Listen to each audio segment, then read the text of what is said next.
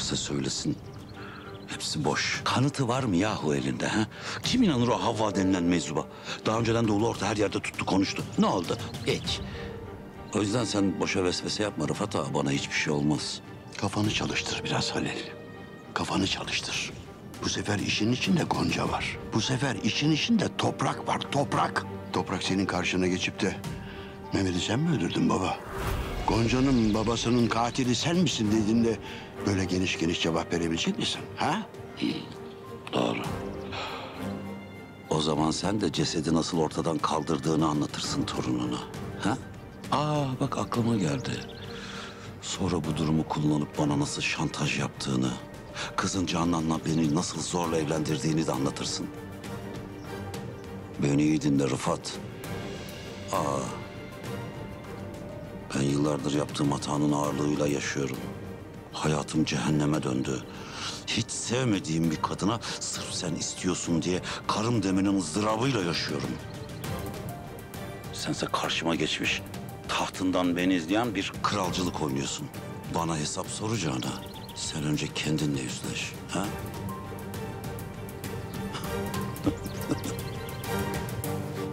Vay be. Allah Allah.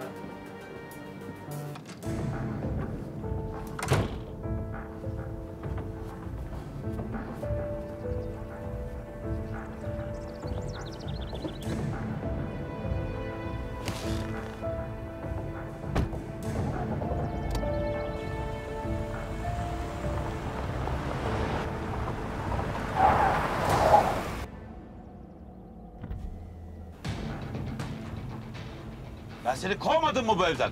Hangi yüzle çıkıp geliyorsun buraya? İn aşağı baba. Sen şimdi eşkıya oldun bir de yol mu kesiyorsun? İn aşağı baba! İndim lan. İndim, ne var söyle bakayım ha. Gonca'nın öz babasını siz mi öldürdünüz? Gonca'nın öz babasını siz mi öldürdünüz? Cevap ver! İçeri geçin. Böyle meseleler orta konuşulmaz. İçeri geçin. İçeri geçin dedim.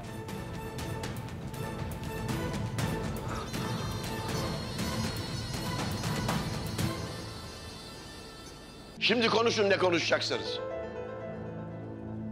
Üçümüz konuşacağız dede. Gonca'nın öz babasına ne yaptınız? Siz mi öldürdünüz Mehmet'i?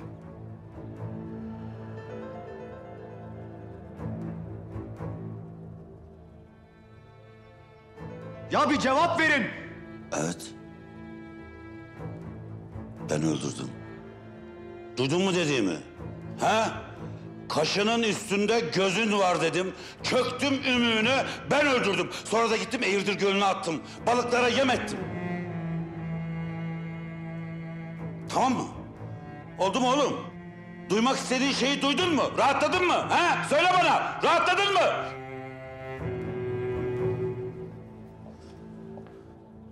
Bana bak. Artık hiç kimseye ama hiç kimseye bir şeyi kanıtlamak zorunda değilim ben.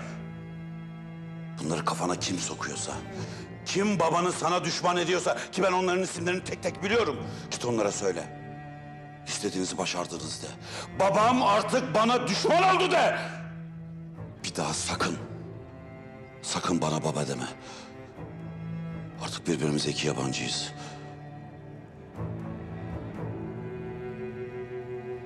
Benim senin gibi bir oğlum yok artık. Fata, sen de öyle aileymiş, büyüye saygıymış diye ortalıkta dolanıp ahkam kesiyorsun ya. Bak, bak balık baştan kokuyor, gördün mü? Torununa sahip çık sen de.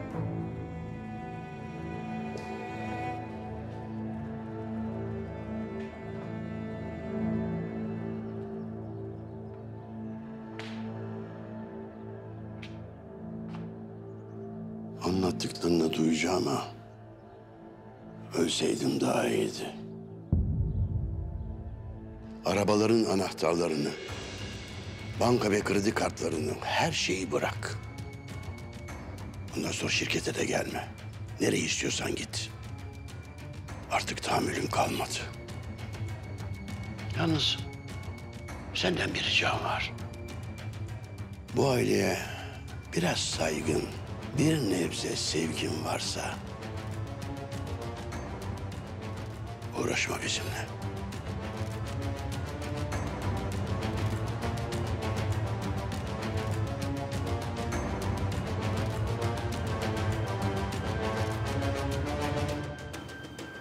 Yavuz. Yavuz. Efendim beyim. Bu pikabın anahtarı jipinki üstünde. Kartları da içeride bıraktım, tamam. Öyle işte. Hayır olsun beyim inşallah. Hakkını helal et kardeşim. Neden? Belki bir süre görüşemeyiz. O nasıl laf beyim? Biz neden bir süre görüşemeyelim ya? Buralar sana emanet. Hadi selametle.